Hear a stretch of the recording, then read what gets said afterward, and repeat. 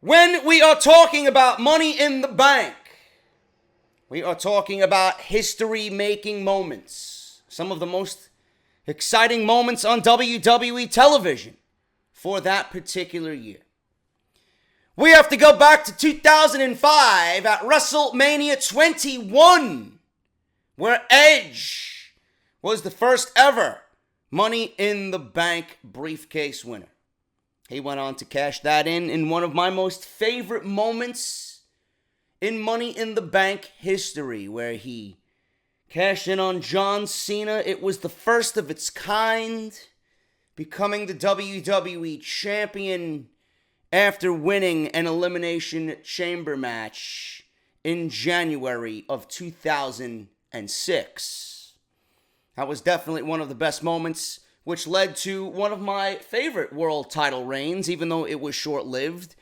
One in which we got live sex with Lita and Edge. Very underwhelming situation there during that time period, man, where Raw was actually still accumulating close to 5-6 ratings on Monday Night Raw. We go from 2005 to 2006 at WrestleMania 22. We got Rob Van Dam, RVD, Mr. Monday Night. The whole effing show. He went up against Matt Hardy, Shelton Benjamin, Ric Flair, Finlay, and Bobby Lashley.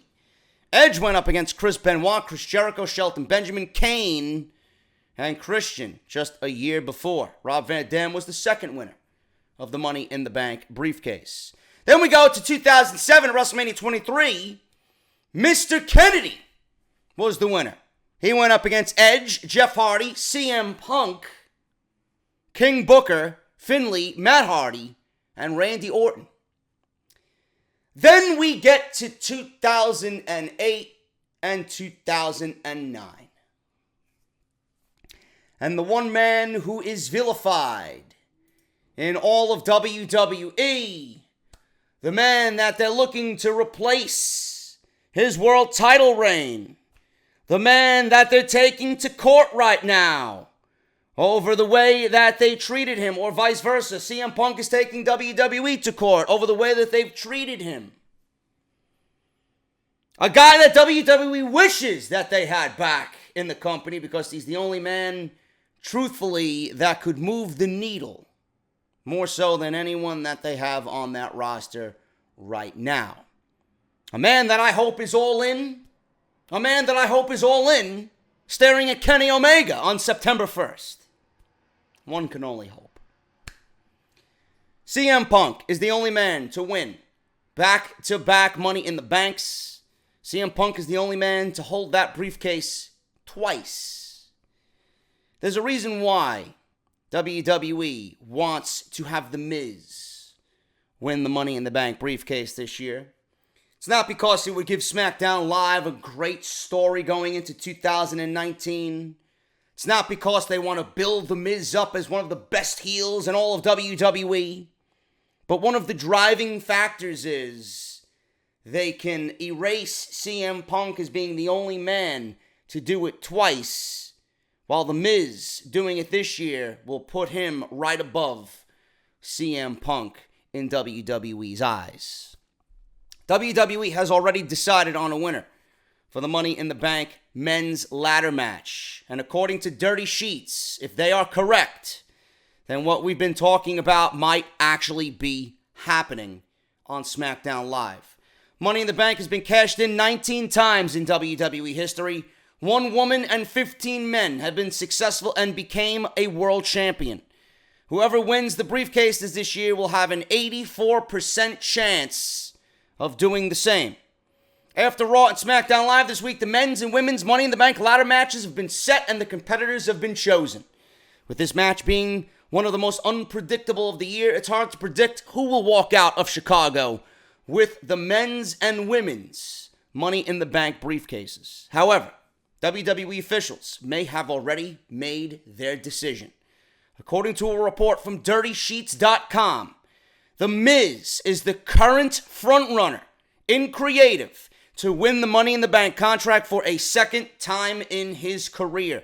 A lot of people will be pleased if this plan comes to be, especially with him on SmackDown Live. It seems WWE officials are putting the briefcase on The Miz to push not just one great feud, but two. Daniel Bryan versus The Miz is still expected to be a major feud for SmackDown Live in 2018.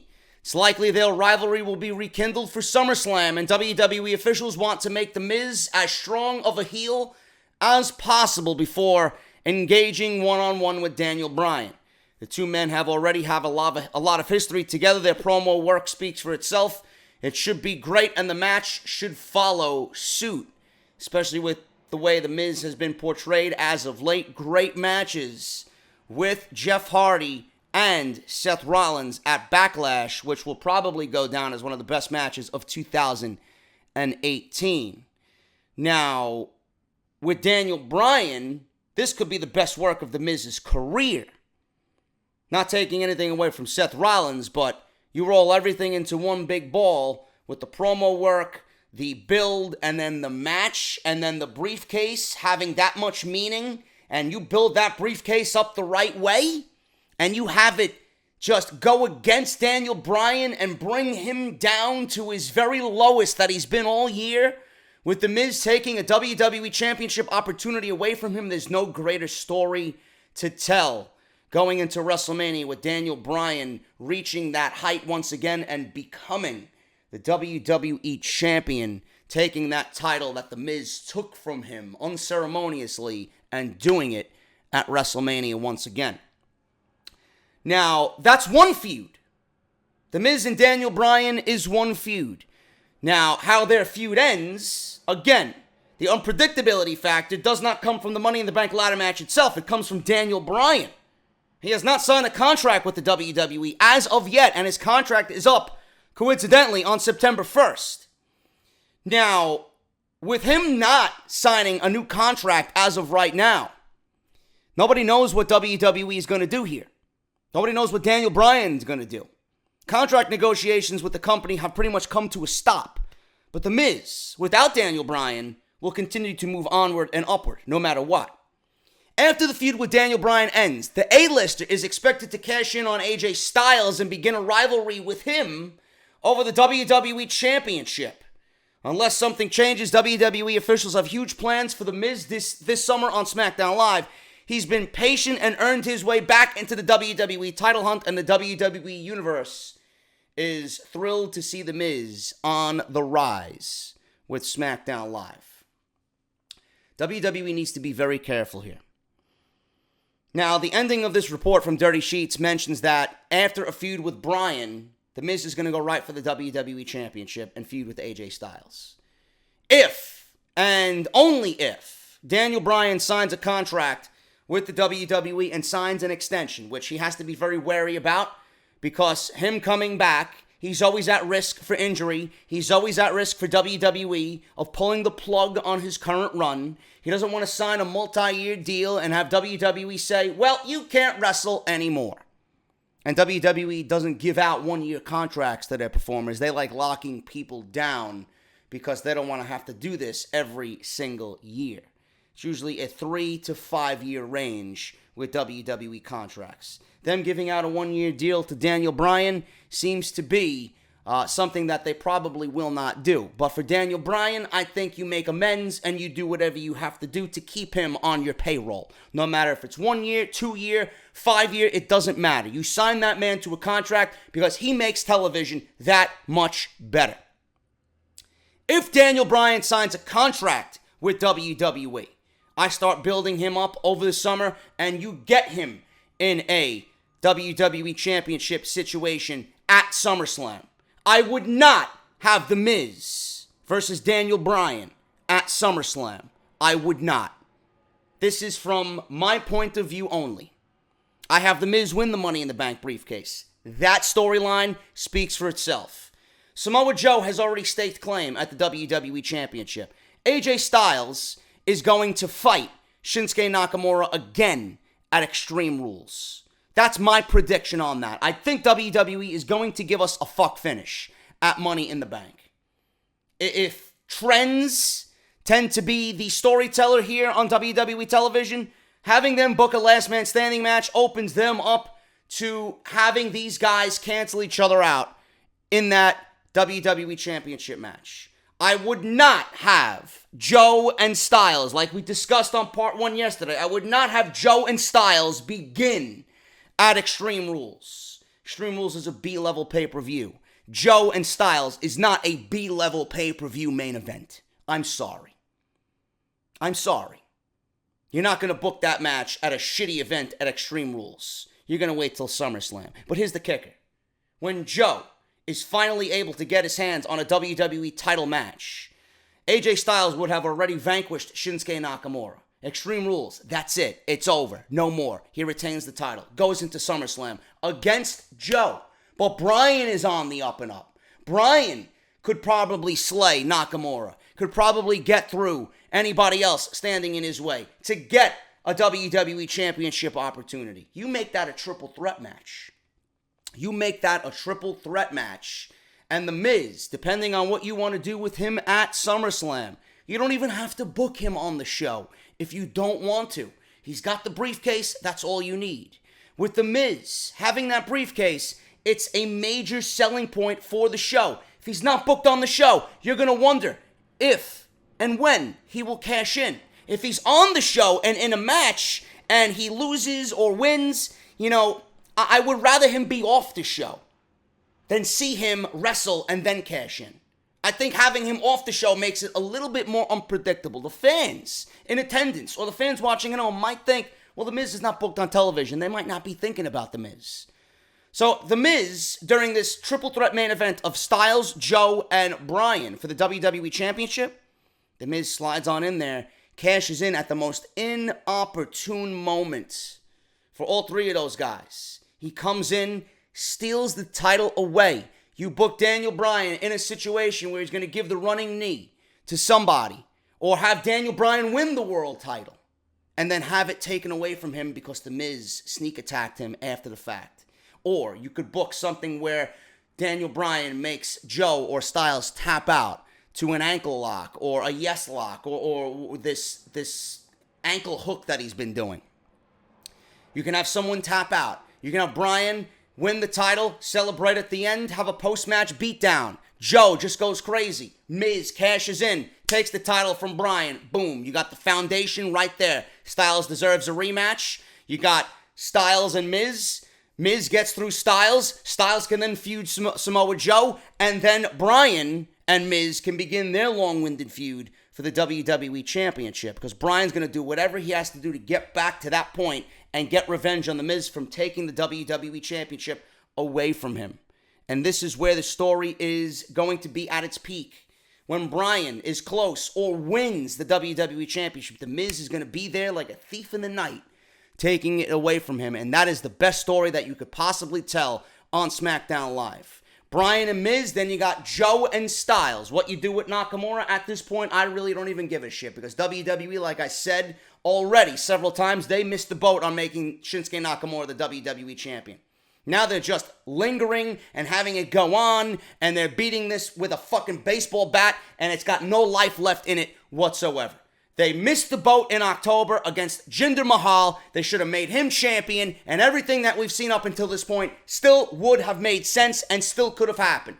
At least the difference would have been Nakamura could have had one reign as WWE champion. Now you're giving him title shot after title shot after title shot, some of which are undeserved at this point. And you're going to continue giving us this dream match and beating us over the head with this dream match, trying to give Shinsuke Nakamura fans some hope that he's going to win the WWE Championship. But per storyline right now, the greater story is not Nakamura's heel turn, no matter how great he's been. The greater story here is Styles, Joe, Bryan, and Miz. That's your main event scene for the end of 2018. Nothing to do with Shinsuke Nakamura, which worries me about what they do with him. That's what you got to do here for the Money in the Bank briefcase on SmackDown Live. Bryan needs to be involved. I do not want to see Bryan versus Miz for no reason. You got to give them a reason to fight outside of what we've seen already on Talking Smack. You got to give them a reason to fight outside of a couple of tweets. The reason for them to fight is The Miz being the new Edge, the new ultimate opportunist. What better opportunity for The Miz and Daniel Bryan to begin a hot rivalry on SmackDown Live than Miz taking the WWE Championship away from Daniel Bryan, or at least if Bryan comes close to winning it, having him take the title altogether from all three of them. Then he's got triple the problem, not just Daniel Bryan.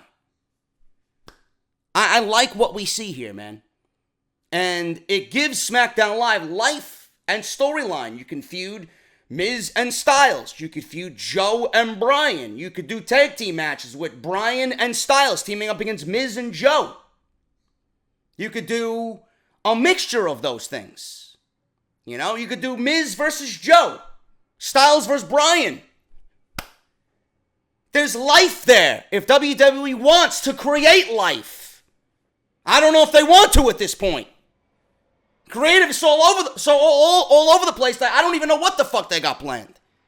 SmackDown Live hasn't been the most trustworthy brand of the two either. No matter if they're putting on decent shows or not.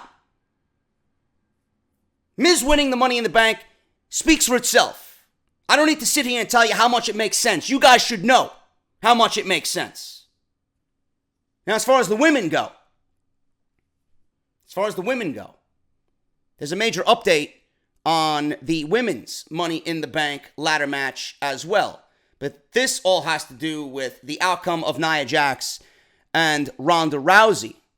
Now, you guys know where I stand with Money in the Bank, and I would love to see Ember Moon win Money in the Bank, to be honest with you.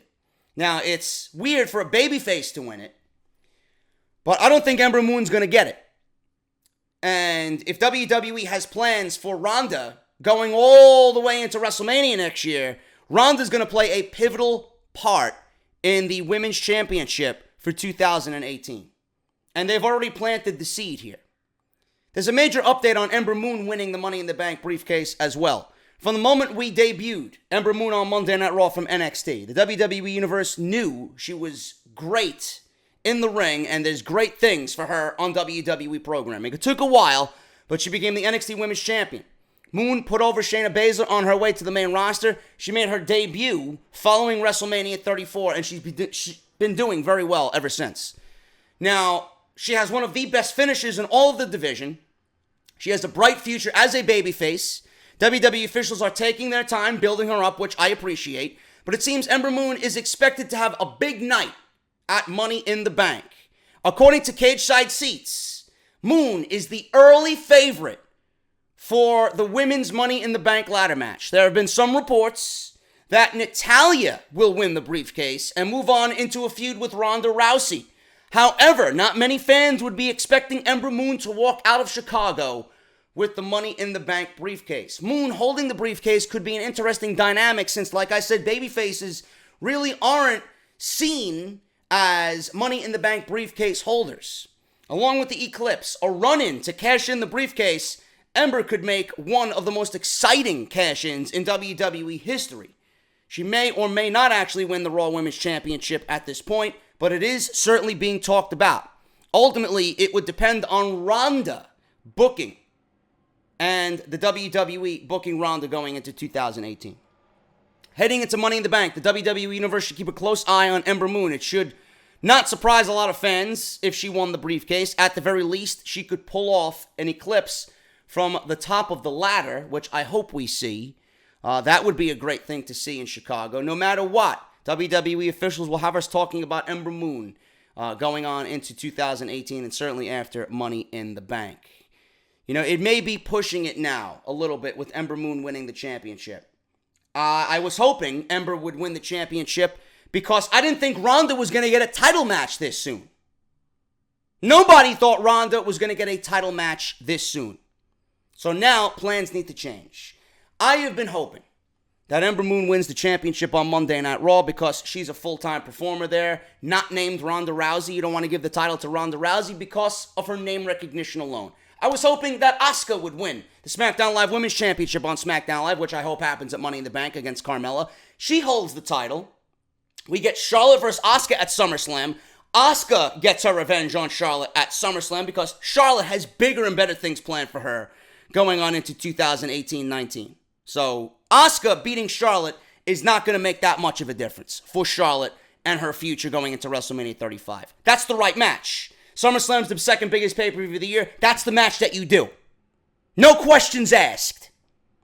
I want to see something that they built off of at WrestleMania, which was a great match in its own right. I want to see the rematch at SummerSlam, and it's appropriate, and the event calls for it, no question. I would love to see Ember versus Asuka at Survivor Series, Raw versus SmackDown dynamic. They had a brilliant match at TakeOver, but I don't think that's going to happen now. And this is why I don't think it's going to happen.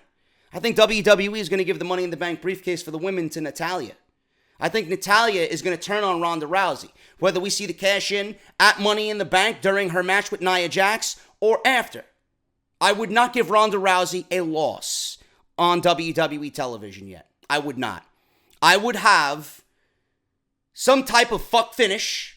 I would have some type of DQ finish in which Ronda wins. I would have Nia, in some type of armbar.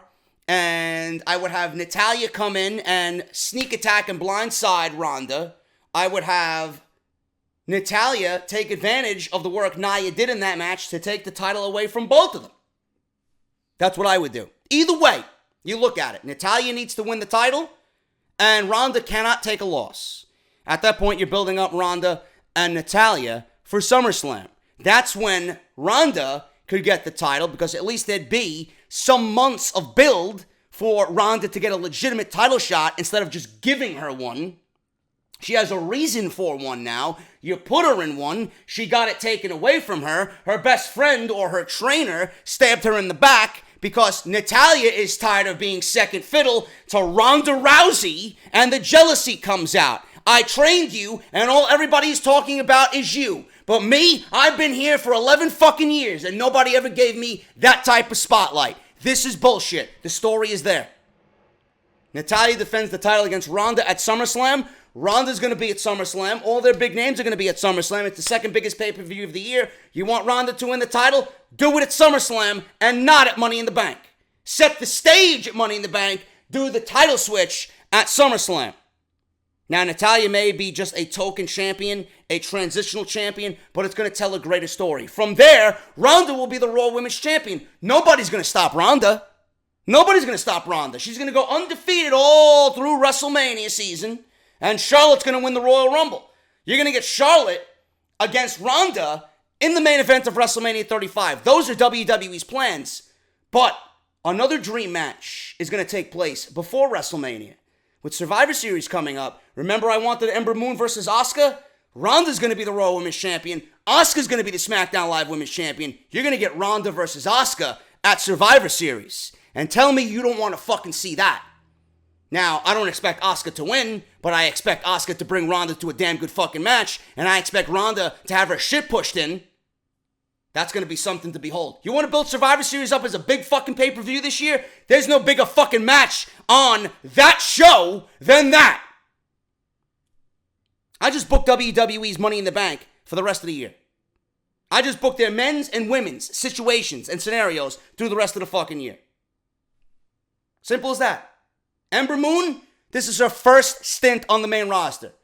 You don't need to necessarily give her a title run just because of her great work.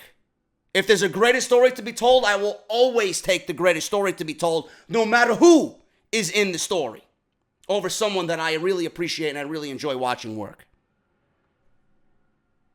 Can anybody disagree with what I said here, with what I stated here, or what I said here? No. Money in the Bank can set WWE up for great storytelling. It's up to them now to put that into motion and give us some really, really great memorable moments in 2018. You got The Miz and Natalya winning Money in the Bank.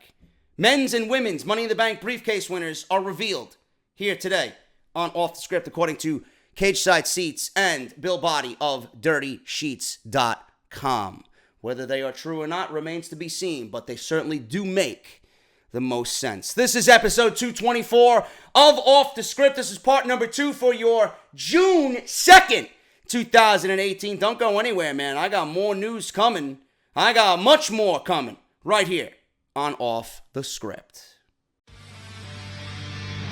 Off this shitty fucking product by coming on here and speaking the fucking goddamn truth about this fucking filth and I can book a better show taking a fucking dump after eating my fucking Chipotle chorizo with extra cheese.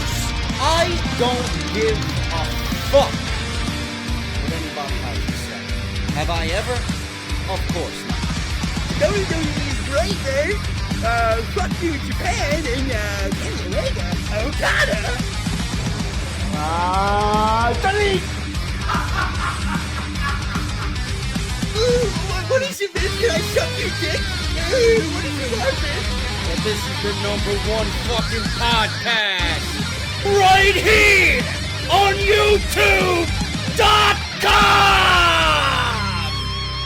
This Is off the script. You know, it's funny. We discussed yesterday on part 1, number 224, off the script, how WWE is insulting fans' intelligence with Ronda Rousey and Nia Jax, and the fact that Nia is claiming she can get out of the armbar, that the armbar from Ronda Rousey is not going to work. Coincidentally, we discussed this on yesterday's show, and I read an article that Meltzer was even talking about this. And I'm glad people are picking up on the lack of direction and the lack of creativity and the stupidity that WWE thinks its fans have. They take us for fools. Speaking about all this Ronda Rousey, Money in the Bank, cashing in bullshit, Ronda Rousey plays an integral part in all of this cash-in talk. Now, according to the Wrestling Observer newsletter, we have Dave Meltzer and Brian Alvarez on Wrestling Observer Radio this week claiming and bringing to light WWE's massive oversight on Raw in what could be classified as insulting the fans' intelligence. And then people want to know why I criticize so heavily. I don't understand you guys on social media, the ones who hate me, but you watch me anyway. Do you like to feel insulted? Do you like to feel like you're an idiot? I'm not complaining for the sake of complaining. I'm complaining because things don't make sense. If you don't want to watch me complain, then watch me on Wednesday nights. Rarely anything to complain about. It's like there's two different fucking companies on Wednesday and Monday. Now, it was only 2 months ago that Nia Jax took on Asuka in an Elimination Chamber rematch, with Asuka locking in an armbar and picking up the win. He says, and I quote, "I mean, the whole thing of the armbar just doesn't work. She tapped out to the armbar against Asuka. The same move that they had Asuka use because they wanted to tease and plant seeds of Asuka versus Ronda, but they changed that. And they went with Charlotte instead." He says, "So how does the armbar not work? I guess they're trying to get people to forget it ever happened, and I'm sure a lot of people did. But to me, it was just a storyline thing that, again, if you knew what you were doing long term, you would have never done that." Can you disagree with the man? No, you can't. You cannot disagree with him. Alongside the strange heel turn all of a sudden, after being a spokesman for the bullying campaign that they were on with Alexa Bliss, it's almost as if WWE is hoping the fans forget that Asuka was able to make her tap out at the Elimination Chamber. Unreal how things just materialize. And WWE's made to look like fools. I love when WWE creative is looking like fools. It shows you how incompetent they are. It shows you that they don't care. Long-term planning does not exist in this company. They book week to week. And I don't understand the reasoning for that. I don't. I just wanted to let you guys know because I found the article. I'm like, holy shit, we just talked about this. And I laughed my ass off when I read this. I'm glad notable people are picking up on this as if WWE fucking cares, because they got $1.7 something billion from fucking, what's his name? NBC Universal, right? From Monday Night Raw. They're getting, how many billions from fucking Fox? Forget about it. Forget about it. Or whatever the fuck the number is. It's not anywhere close to, the Fox number, but it comes dangerously close to whatever they got from SmackDown Live or for SmackDown Live. But that's all they care about. They're lining their fucking pockets with money. They don't give a fuck about long-term storytelling. They don't give a shit what happened at the Elimination Chamber. We do, though. Anyway, this is episode 224, part number 2 of Off the Script. I'm exhausted. I'm fucking exhausted, man. So if you hear me mess up in saying something, or if you hear me stutter more than usual, I'm fucking exhausted, man. I'm really, really fucking tired. I don't sleep at all anymore. I don't know what it is. I don't know what's keeping me up. Thoughts running wild, man, like fucking Hulkamania. I don't know. Whatever. Anyway, I want to thank all the support. I want to thank you guys for all the support for the showcase yesterday for Off the Script Part 1. We talked about Seth Rollins and Brock Lesnar. Seth looking like the man to dethrone Lesnar over Roman Reigns at this point. Elias has been a fan favorite for many, many, many months. And people are okay with Elias winning the Intercontinental Championship if that means Seth Rollins is going to dethrone Brock Lesnar. We talk about that in extent on Off the Script Part 1, plus many, many other stories, man. Eli Drake coming to the WWE.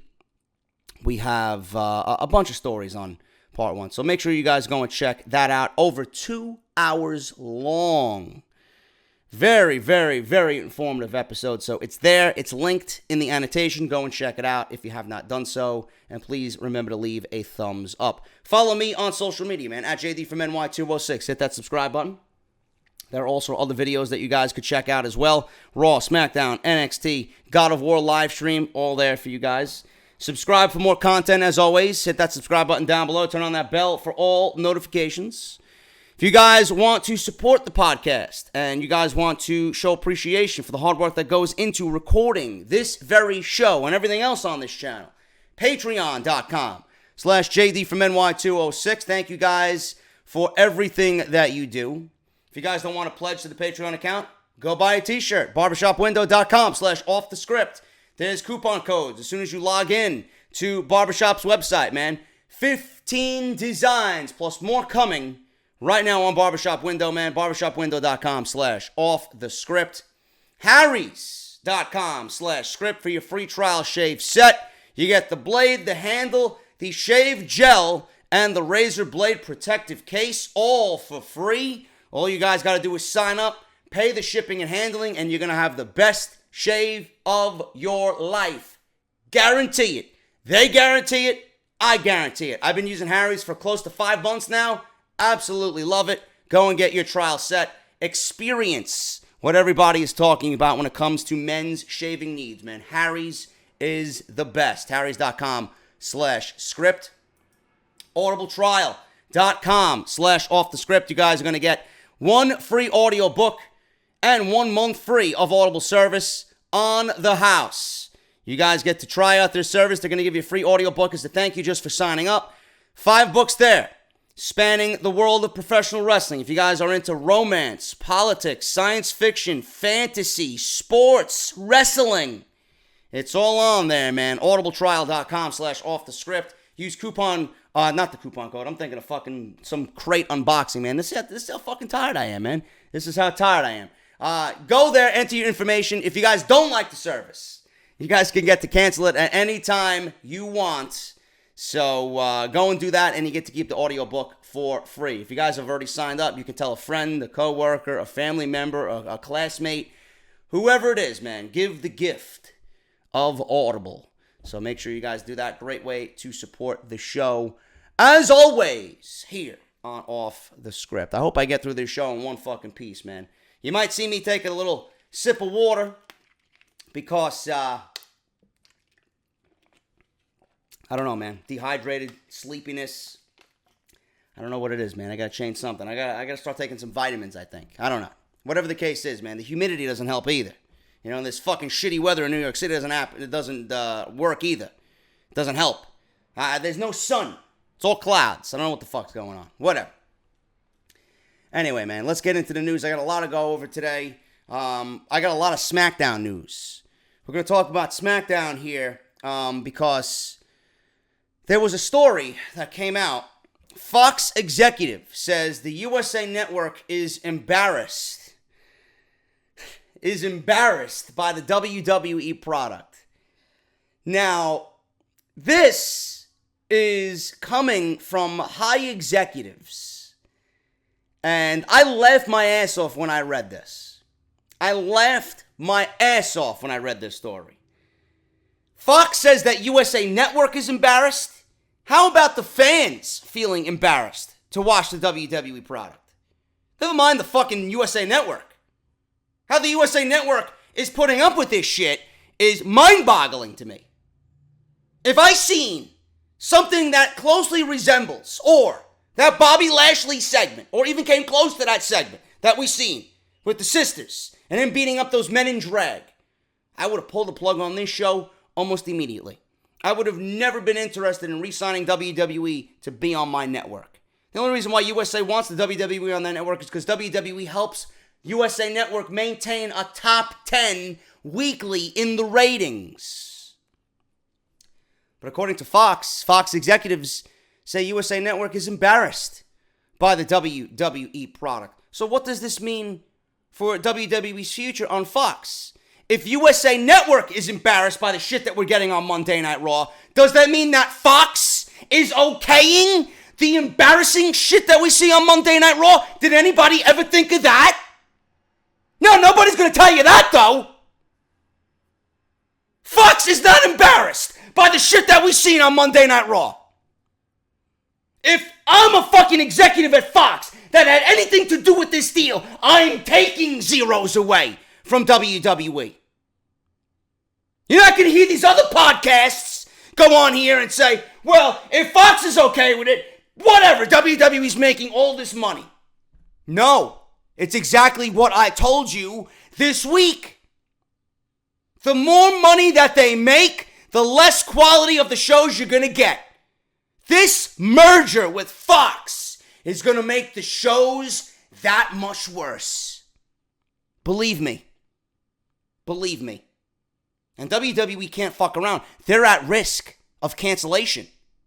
They're at risk of Fox moving them to a different night, reshuffling the shows. Ratings now mean vast importance to WWE. They are of vast importance to WWE right now. So don't believe anybody. On the USA Network, you know, WWE gives you fucking 6-7 different ways to get the show. Hulu and YouTube, and they post everything on fucking social media, Facebook, Twitter, this, that. WWE Network has Raw 2 or 3 weeks after they air. Ratings don't really matter to WWE. Now, they will matter when they go to Fox. How WWE's maintaining USA to be in the top 10, I don't know. But if Fox says that they're embarrassed, USA Network is embarrassed by the WWE product, does that mean that everybody over at Fox is a shitty casual? They're okay with this crude, unfunny, unentertaining humor? I'm not okay with it. The casual fucking asshole is, because he's got no brain. I want to watch good television. Fox executive says USA Network is embarrassed by WWE product. Reporter Marissa Guthrie has had a very good inside look at WWE's TV negotiations. The story references the pitch meeting to Stephanie McMahon and Triple H from Fox Sports. It was noted that NBC Universal was expecting to keep both Raw and SmackDown live with a new 10-year deal worth $360 million. However, things changed when Fox entered the wrestling picture. The Fox deal said to be for $1.025 billion over 5 years. It's not finalized yet. Nothing is confirmed, but it is expected to be closed soon, according to Marissa Guthrie. The story also notes that Peter Rice, chairman and CEO of Fox Network Group, was at the meetings alongside Fox executive Eric Shanks and Larry Jones and Rupert Murdoch. CEO Lachlan Murdoch was a part of the meeting via phone, in addition to Stephanie McMahon and Triple H co-presidents Michelle Wilson and George Barrios, and CAA's Nick Khan and Alan Gold were all present as well. Guarantee you all of these people are not wrestling fans. Murdoch reportedly insisted that NBC Universal was embarrassed by her product and Fox would fully embrace WWE with promos airing across Fox programming every night of the week and a studio show on FS1. Maybe we see Talking Smack come back, or Raw Talk, or maybe or something like that. A WWE ESPN-like show highlighting what happened on the show and highlighting what's to come and major stories being broken in WWE. Exclusive interviews with talent after the show, things like that. First reported last week that Fox offered promo time during NFL pregame shows, and there was talk of a SmackDown replay on Saturdays on FS1. We could not sell UFC at Fox, a former staffer said. And wrestling is family friendly. If you have wrestling, you can find cash. It's a big win for Fox. It's a great trade-off. As previously noted, Raw will stay on the USA Network and SmackDown is expected to move to Friday nights on Fox. There is no word on if this means that SmackDown will be taped or if it will stay live every week. I have news on that.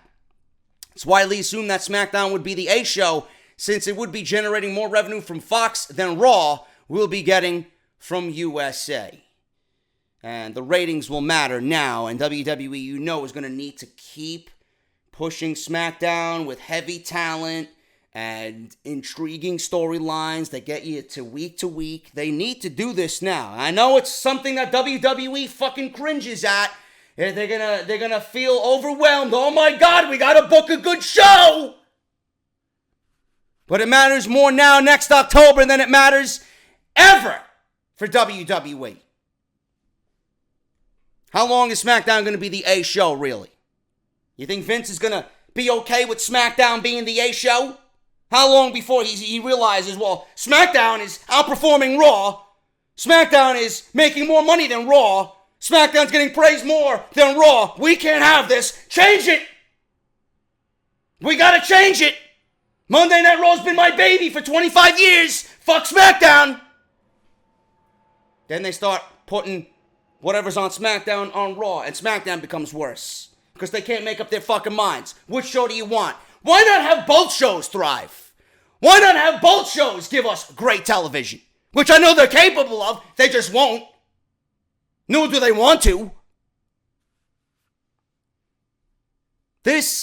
I don't know if this was actually said. This is not confirmed by anybody. This could be a crock of shit. But if this was said, I want you guys to understand this. USA Network is embarrassed by the WWE product. May very well be so. If I'm USA, I'm embarrassed. If I'm USA and I'm watching the quality of this show, I'm like, Vince, what the fuck are you doing? But then USA has themselves to blame because they wanted Monday Night Raw at 3 hours. WWE, all I hear is Vince and Triple H don't want 3 hours. They want 2 hours. USA is killing the show. So if you're embarrassed by the fucking show, you're partially to blame. 3 hours on Raw. You fucking out of your mind? I gotta sit and watch this shit for 3 hours. Think I want to do that? 8 to 10. Perfect. 8 to 11, 11:15. Half the show is fucking throwaway. You watch this show on DVR, it takes you 40 fucking minutes to watch this show. No wonder the ratings are slipping for Monday Night Raw. When you give me garbage, I'm going to treat it like garbage. What's going to happen with the new deal when they stay with USA Network? Is it going to be at 3 hours? Is it going to stay at 3 hours? Is SmackDown going to go to 3 hours just to get that extra ad revenue in that third hour for WWE? Fox is paying over $1 billion fucking dollars. They could do whatever the fuck they want with WWE now. They got them by the balls. If they want a third hour, you guarantee you're going to get a third fucking hour. This show will die. This show will die. Just based on the facts that I brought to the table. Fox is okay with their embarrassing program? Okay. We might see some of the embarrassing shit that USA don't like on SmackDown Live because Fox is okay with it. They laugh at it. SmackDown goes to 3 hours, kiss the quality of this show goodbye. SmackDown taped, kiss the quality of the show goodbye. This Fox deal could potentially be a nightmare for everybody. WWE executives may be smiling, but us, we're going to be even more angrier by the fall of 2019. SmackDown, though, I will say this. It needs to be a live show. If I'm Fox and I'm paying $1 billion fucking dollars for your product, I ain't getting no fucking tape show, motherfucker. You're giving me a live atmosphere. Fox is going to keep SmackDown Live a live program. Fans had a lot of questions about what would happen when Fox picks up SmackDown Live in October 2019, one of which was wondering whether or not the show would remain a live broadcast or if it would be moved to being taped. I never watched SmackDown when it was taped, nor did I care to. When it was SmackDown Live, I tune in every week because it's just a greater atmosphere. Most experts assume Fox would want a live show because they're spending so much money on the product, and that looks to be correct. The Wrap is reporting that SmackDown Live will stay live, and that is a very good thing for everyone involved because a tape program certainly doesn't have the same appeal as one that is happening live. Thank the heavens. I don't need to say more than that. Now, possible changes when WWE moves to Fox. We all know SmackDown Live, according to sources, is going to stay live. That's going to remain the same. But what are the changes to SmackDown Live? There's been a lot of buzz about the future of WWE's UK brand moving forward. They've begun to lock in some top names. Some fans have wondered if WWE was looking to replace 205 Live, which follows SmackDown Live, with the UK division. PW Insider's Mike Johnson shot down rumors, said the plan is for the UK division to be its own separate brand, and that 205 Live will remain unchanged. There was rumors going around that with SmackDown moving to Friday night, that 205 Live may be canceled. I would hope not.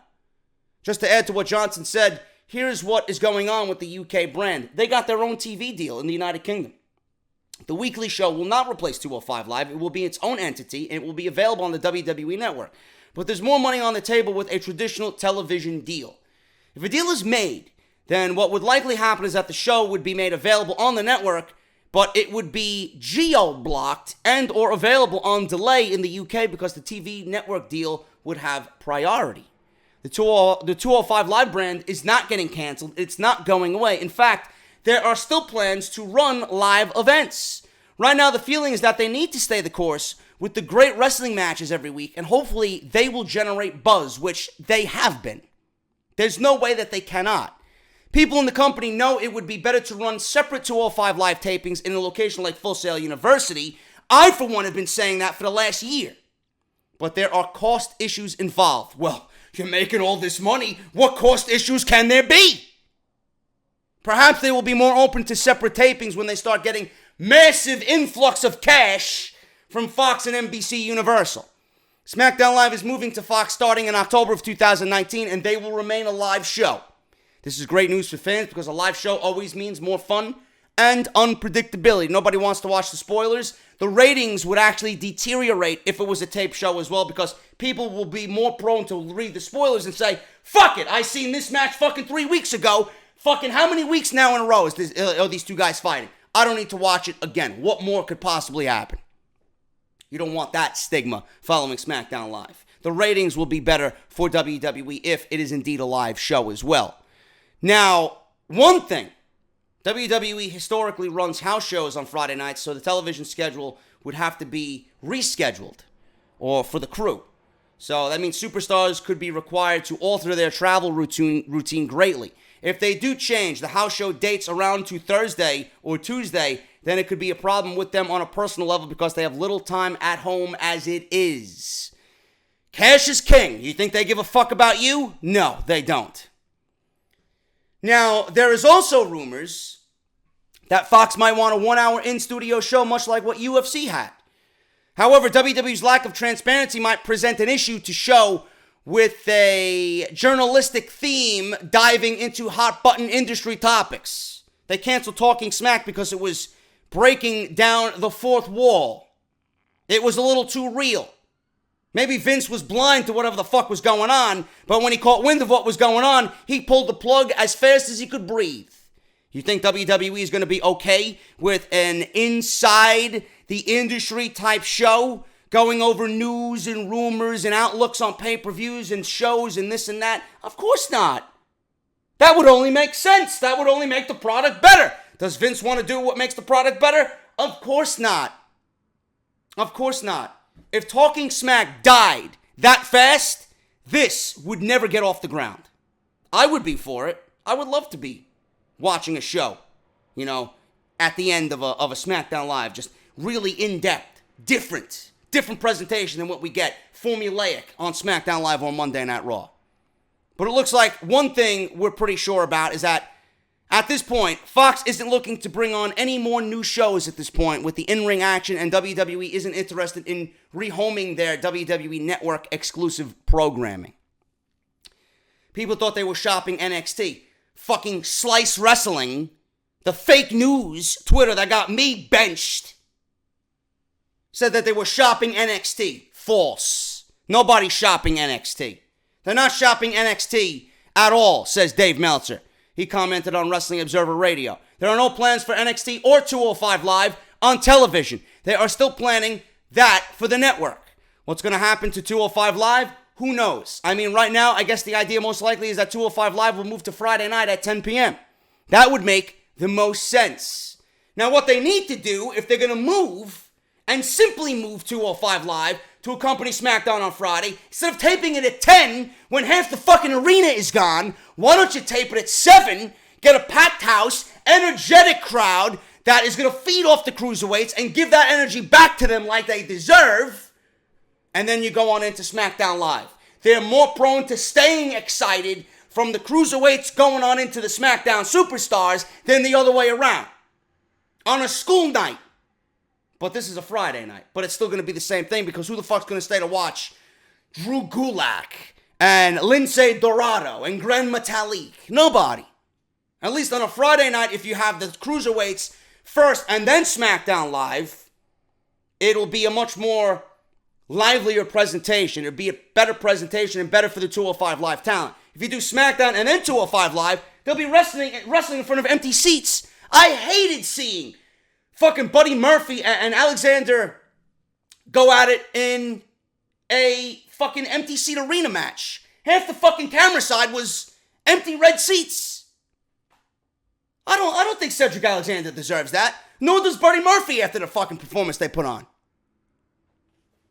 Either that or move to Full Sail. Tape it at Full Sail. Cost issues. You're making $1 billion fucking dollars. Cost issues. Tape it with fucking NXT. 1 hour of NXT and 1 hour of 205 Live. Tape the fucking shows. You know? But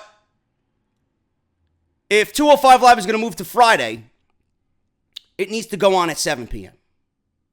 From 7 to 8, 205 Live, 8 to 10, SmackDown kicks off. That way they would have a much better chance of performing in front of an audience that fucking cares and a packed house. Because you ain't going to go anywhere at 7 o'clock. You're just getting into the arena. You're excited to see the night of action. After seeing Bryan and Joe and Styles and Miz and New Day and the Usos and everybody else, Randy Orton, Nakamura. You're going to stick around to watch fucking Lindsay Dorado? Even I'd go home.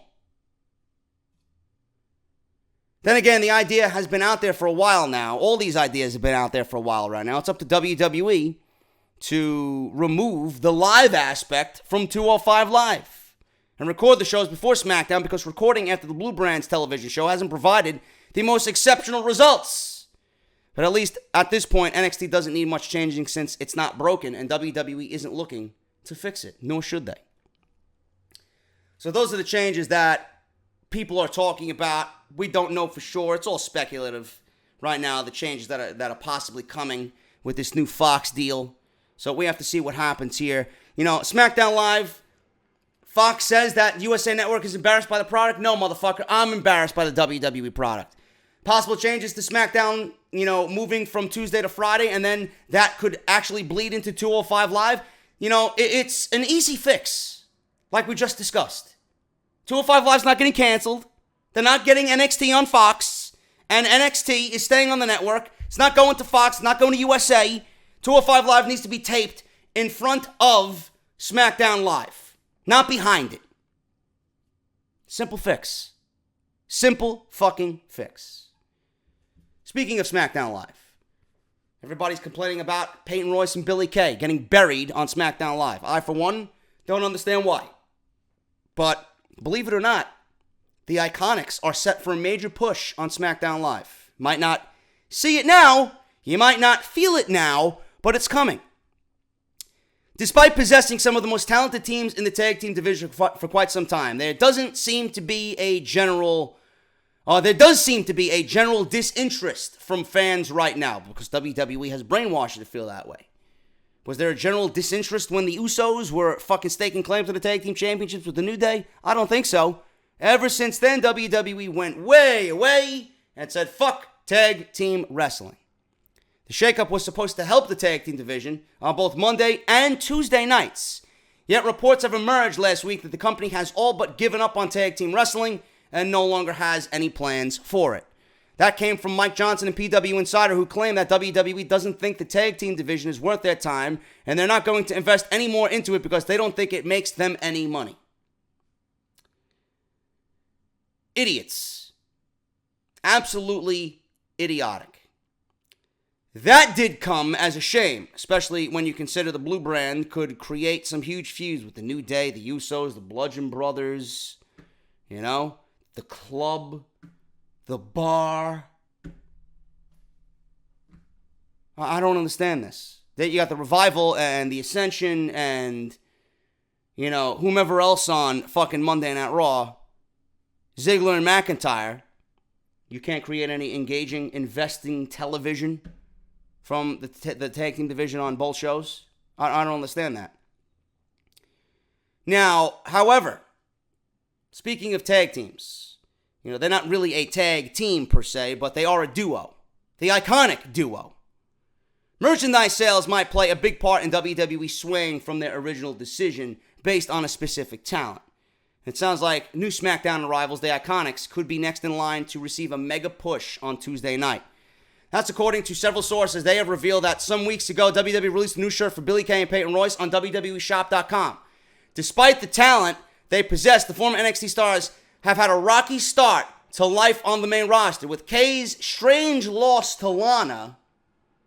Very bizarre. Lana's garbage. I would never take her over a Billie Kay in that situation for Money in the Bank, even though Billie Kay isn't all that spectacular either. Much better than Lana. In a Money in the Bank qualifying match last week being a perfect example of that. It was a burial. It was a legitimate Lana squash match against Billie Kay. Sources have claimed that WWE has been surprised with the popularity of the merchandise, as it's been selling a lot more than WWE expected it would, which is always a positive sign. They added that WWE management has big plans for Billie Kay and Peyton Royce, and the rumored idea for them right now is what else is new? Clinging to an unoriginal idea that's been done in the past, because WWE doesn't have a creative mind between 35 fucking writers. The rumored idea right now is to turn the Australian duo into the next version of Lay Cool, or at least an updated version of them. If that is the case, then the future looks bright for the Iconics, as Michelle McCool and Layla did fantastic work together as entertaining villains who were co-champions in the women's division. I don't think that they are going to play a role in any championship title run, nor should they, because WWE has a much greater story to tell with Asuka as its world champion for the SmackDown women's division. Now, if you want to feud them with Asuka, so be it. But that doesn't mean they're going to win the world title from Asuka. Asuka and what I talked about in the beginning of this show with Ronda is probably the way to go. And then you can have fun after that however you want. Asuka dropped the title to the Iconics, or Asuka dropped the title to Becky, or whatever. It doesn't matter. That's the greatest story to be told here. Get us through November. Get us to Ronda versus Asuka at Survivor Series. and then have you fun with the Iconics after that. Do I want to see them succeed? Yeah. Do I want to see them buried? No. They were never treated that way in NXT. They weren't really anything special, but they always came off as, villain-like, and they didn't come off as overly annoying like they do on SmackDown Live. I don't know what changed there, but, WWE's got to put their stamp on it. Oh, they came from NXT? Oh, okay, then we got to change it around because fuck NXT. But having them pretty much be enhancement talent so far for Lana, I think we're all in agreement here that I think they deserve a lot better, especially Peyton Royce. Peyton Royce has come a long way, man. She's capable in the ring. She can give you a decent match if they let her go. I don't want to see these women handcuffed. I don't want to see these women made into a joke. They have talent. They have microphone skill. They could get underneath people's skin, and they could play a great supporting role against a great babyface. So let's get them to where they need to. And if the merchandise is an opening here, a door opening for them, then so be it. You know how WWE loves to make merchandise money? And if that's going to lead to the Iconics getting a push, good for them.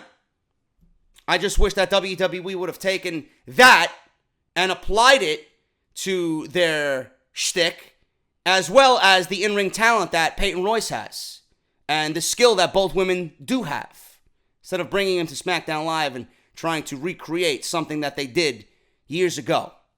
Come on, man. You can come up with a little bit more creative than that. But as long as they are getting a push, right? You guys worried about the Iconics getting buried? Looks like their merchandise is going to be their way out of the basement of SmackDown Live. Speaking of these two shows, man, Raw and SmackDown. It's been the theme for this episode here. Raw script leaked from Monday shows exactly what is wrong with Monday Night Raw. Wrestling is scripted in more ways than one. There's the obvious that the matches are predetermined, but there's also a lot more that goes into it, such as planning, production, and notes for producers and the stars themselves. Over the past few years, the WWE has had a slight issue with their scripts being leaked. It's clear why they don't want fans to see them, as it gives us all a unique insight as to what a wrestling script involves, along with the level of detail that goes into each one. Over the past few weeks, there have been numerous scripts leaked, which mainly show which backstage producer was in charge of each relevant match and promo. Now, there were scripts released from Backlash, where it stated that Tyson Kidd, who's actually going to be at House of Glory on June 9th, produced The Miz vs. Seth Rollins at Backlash. No wonder it was good. The ladder match you seen at NXT TakeOver New Orleans for the North American Championship. Who do you think had a hand in that? Tyson Kidd and Shawn Michaels had a hand in producing that match with Michael P.S. Hayes. When Michael Hayes wants to work, the motherfucker will work. But on SmackDown Live, the guy doesn't know what the fuck he's doing. Probably don't even give a fuck. But those are just two examples. Now, this time, a section of a particular promo from this week's episode of Monday Night Raw has been revealed. And it's showing something quite alarming, which answers a lot of the questions fans have of the microphone work that we see. In what was a questionable segment in itself, and a complete embarrassment and a waste of everybody's time. Big Bad Bo Dallas and Curtis Axel of the B-Team hosted a B-Team barbecue and invited other teams, such as Heath Slater and Rhino, along with the Revival, Ascension, and Titus Catering worldwide. YouTube account Heel by Nature has obtained, and I don't know where he got this from or they got it from, they obtained a part of the script from that promo, which surprised a lot of fans because the level of detail that went into each segment of this promo. There are even lines that have been crossed out which suggest that the stars have strict orders on what they can and can't say during the promo and what has been changed. It's just not the words that they say, but the way that they pronounce certain words, when they need to pause, who they need to look at, and so much more. It really is that detailed, which isn't necessarily a good thing. On the following page, there is a checklist which every writer must follow, and it clearly states that no individual can ad-lib a line among many other strict guidelines such as timing the promos and keeping an eye out for specific camera angles. Again, it means that everyone with a script needs to say precisely what they are being fed, and it's down to the writers to give the superstars something which ticks on all of the criteria. When we hear fans criticize promos, we now know why. The reason they sound soulless and lifeless is because they're literally memorizing a paragraph or two and reading it out loud, while you could argue that improvising would undoubtedly breathe more life into their promos. So if there's a promo you really can't stand where it doesn't sound genuine, now you know why. And believe it or not, Mr. Brian James was a producer for this B-Team barbecue. Which means, did he move to Monday Night Raw from SmackDown Live? Not like it's making Monday nights any better. Monday Night Raw's been on a fucking miserable streak as of late. But I think we can all sit here and be in agreement that the B-Team barbecue segment was awful. And the fact that these promos are so bad by the majority of the fucking audience, or by the majority of these superstars, is because if they have to watch out for camera angles and they can't pronounce words the way that they want, they need to pause, they need to look at a certain thing and a certain somebody, and they need to be standing in a certain way, you know? No wonder these fucking promos are so bad. Because the guy delivering the promos got fucking 20 other things to worry about instead of going out there on his own with bullet points, just being himself. You know, on top of that, it's a B-Team barbecue where you got 4 other teams involved. That causes chaos in its own right. Because everybody has to fucking memorize all this shit, and you got 100 different things going on, and 100 different things having to be memorized by all four of these teams. It's ridiculous. Did you ever give The Rock a fucking scripted promo? Do you give John Cena scripted promos? Do you give Stone Cold Steve Austin scripted promos? Why can't WWE get back to doing that? It's because they don't care for their superstars. They want to embarrass their superstar. I don't know what I don't get the micromanaging of this product. I really don't. Do they realize that the more they micromanage, the worse that it comes off on television? What is the point of micromanaging down to the way a certain word is said? I don't understand that. I'm so fucking lost for words right now. I have no script besides fucking bullet points for each story. Nobody scripts me. If I was to ever cut a wrestling promo in House of Glory, you're giving me fucking bullet points. You ain't giving me fucking scripts of something to say. When you go out there and you present yourself, and you don't have to read from a fucking script, word for word for word, it's going to sound that much better. That's what this product is missing. It's missing genuine feel. This product is over fucking produced. Anybody watching this can tell you. And that's one of the main reasons why Monday Night Raw is one of the worst wrestling shows on television right now. Because somebody backstage has to have ultimate control over everything. He can't let the talent breathe. The talent is the reason you have a fucking show. Let them do what they need to do to make the show better. Completely ridiculous. That's why I asked, does Samoa Joe get a script for his fucking promos? Does The Miz get a fucking script for his promos too? Or do certain people have certain privileges? Elias is not scripted. So why is everybody else scripted? You can't give Elias free reign to cut his own promo in the middle of the ring every fucking week and then tell somebody to memorize this, and have him come off like a fucking asshole. You know, Bray Wyatt writes his own promos. They get them approved, or he gets them approved by Vince McMahon, obviously, but Vince approves of his own promos. Enzo wrote his own promos. He went into detail about how he had notebooks of fucking promos written down. Did you script Enzo when he went out there? That was the best thing about their act. Can you imagine people scripting someone for Bray Wyatt? Can you imagine somebody writing content for Bray Wyatt? How the fuck do you know what Bray Wyatt is thinking? Are you living Bray Wyatt's character? Can you imagine writing Matt Hardy's promos? You're giving the pencil and pad to these creative buffoons to write for your talent. Meanwhile, they don't even fucking care for the product. They're not wrestling fans. They don't know what the characters are. Nobody knows the character better than the character themselves. So why are you not giving these guys free reign to have some creative input? Is it too difficult? Why is it in NXT that the character development of everybody down there is shared by the producers, management, and the talent? The producers and the management down there give the talent things to work with. They feed off their own creative ideas. Why do things run so differently down there? Is there a reason that they need to micromanage these shows? Or is it because Vince McMahon is that fucking stupid?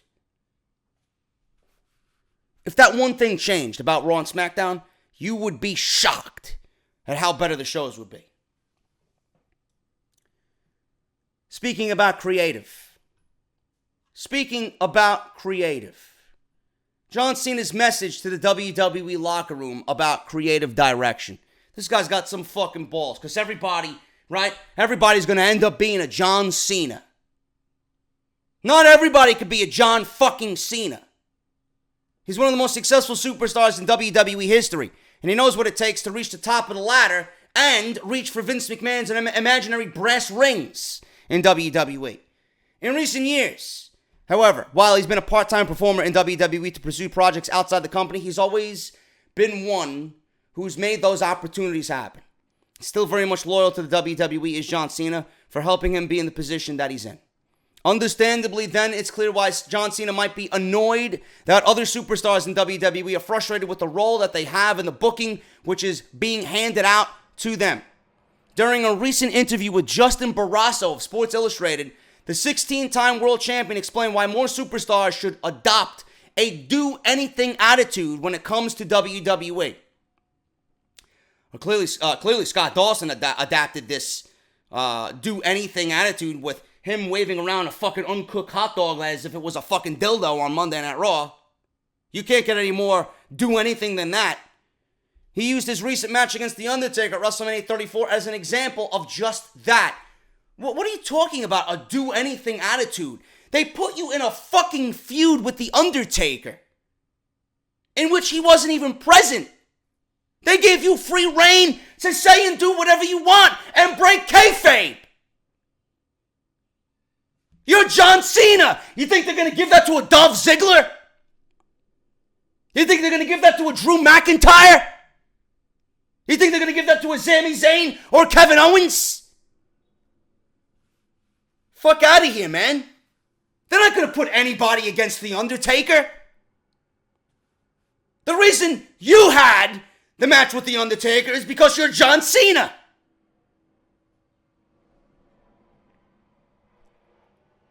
Now, he said, and I quote, "My WrestleMania moment was to spend the time in the crowd and not do well in a very short performance.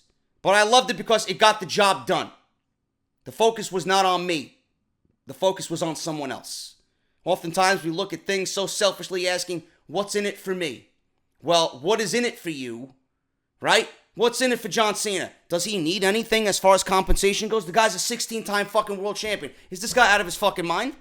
What's in it for me? Selfishly asking, what's in it for me? No, your position right now in your career is to put others over.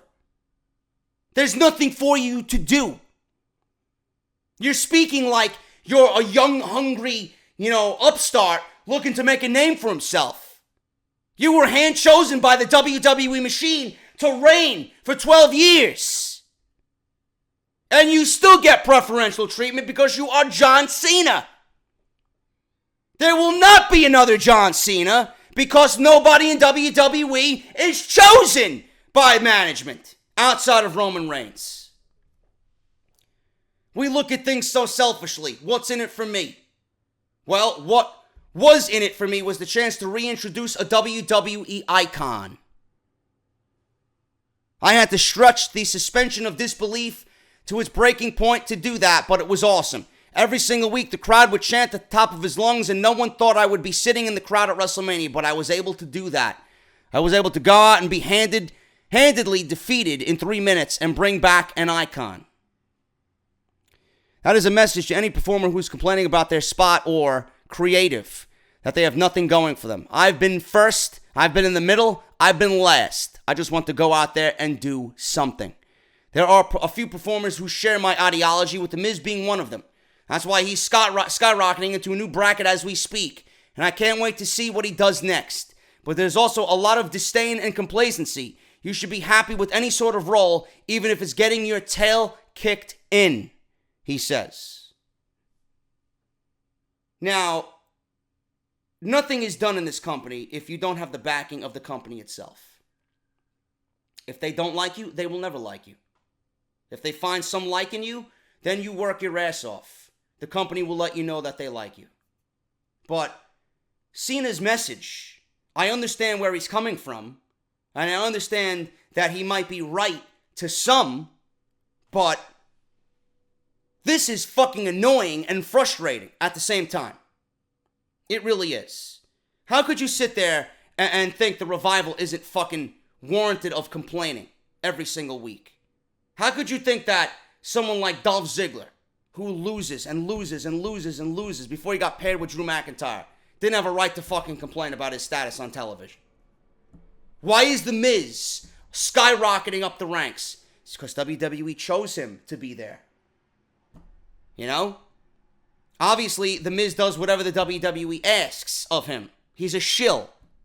He may be one of those shills that we enjoy watching, but The Miz does everything the WWE asks. He's a company man.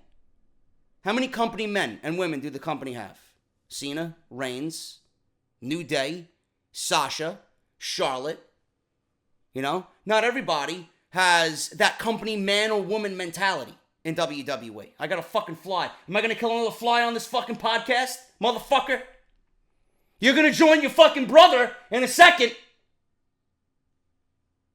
Motherfucker. Not many superstars across WWE history have received opportunities in the company like John Cena has.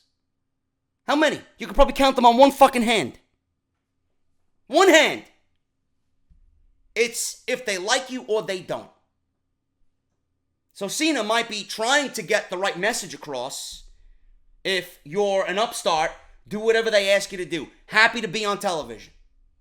But if you're on television and you're constantly beaten down year after year after year, and you're in professional wrestling to showcase your talent and win championships and get opportunity, and those opportunities never fucking come, you have every fucking right to complain about where your spot is. If Cody Rhodes stayed in WWE and he was yes, do you think WWE would have given him the moment to break out of that Stardust character and be what he is today? Absolutely fucking not. He was frustrated, he was sick and tired of it, and he asked for his release. Where is he now? He's one of the biggest fucking superstars in the entire industry. You have every right to fucking speak up. And he made a name for himself. And I guarantee you, if the Revival were to do the same thing, you know how much praise they would get? You know where they would be in the landscape of professional wrestling? The matches we would see on the independent circuit with the fucking Revival after what we've seen from them with DIY? You have every fucking right to speak up. Not everybody receives an opportunity like John Cena. He's speaking out of his ass, trying to make a good point, but it falls flat on its face. Now, Cena's message, like I said, is right, but ultimately frustrating at the same time. The Miz is definitely a prime example of superstars making the most of their opportunities. And he's battled through everything, The Miz. But he's come to a point now where that is a really, really lucky situation for him to be in. The Miz got lucky. The Miz worked and worked and worked and got lucky to get this spot where he is today. He never gave up, never got injured. Selling merchandise. WWE gave him a chance. And he proved time and time again to be a company guy. So they found trust in him. WWE just doesn't hand out these opportunities like they're fucking candy. But not everybody's that lucky. Not everybody is that lucky. There are still a lot of talents that are being underutilized in WWE no matter how hard they work. Eventually, there comes a tipping point. And WWE missed out on a lot of talent because of their booking in recent years. You know, Cody Rhodes being the most notable name. CM Punk. Neville. Don't give me this shit. You don't need WWE. And if you come to that point, you have every fucking right to walk away because you know, and we know as fans, that nothing will change unless you are a Roman Reigns or a John Cena or a Braun Strowman or a New Day. Guys like that. Come on, man. Message is good, but it falls flat on its face. Doesn't always work out that way for everyone, especially if you're not given the same opportunities he has been given. We're going to end with one more John Cena note, and then we can get the hell out of here, man, because I'm tired, my voice is going, and I'll see you guys on Sunday. John Cena stated that he would love to compete in NXT. Now, over the past couple of weeks, WWE's made the decision to have several NXT superstars make several returns to compete in surprise matches. The Revival kicked off the trend, and they've been quickly followed by Tyler Breeze and Ty Dillinger. Despite some of the more stellar names departing NXT, NXT remains an attractive option for both fans to watch and for superstars to want to compete there. Sasha Banks would love to go back down to NXT. And there's one current WWE main star who wants to be in NXT for the very first time. During a Q&A session at MegaCon, John Cena revealed that he's interested in performing in NXT. According to sources transcribing the MegaCon Q&A, he says, and I quote, have I made an official appearance at NXT? I know I've made an appearance in the arena after they were taping a show. I wasn't good enough for that night. They have had me on what they call non-televised appearances. And I figured if I work real hard, I'll get on TV. But I would love to be on the NXT television show. I've been around the superstars on Raw and SmackDown for a long time. I recently went to the NXT Performance Center where I spoke to superstars for over 6 hours in a forum like this where I answered their questions. I was so inspired by how hard they work and how hungry they were, and it wants to make me perform with them.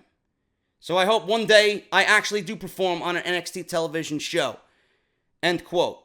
We've seen major stars appear on WWE's developmental show before, with CM Punk's appearance at FCW to defeat Dean Ambrose before the formation of the Shield, perhaps being the most famous example. John Cena also mentioned that he'd love to compete against the likes of EC3 and called out Velveteen Dream as being the next big breakout star in WWE.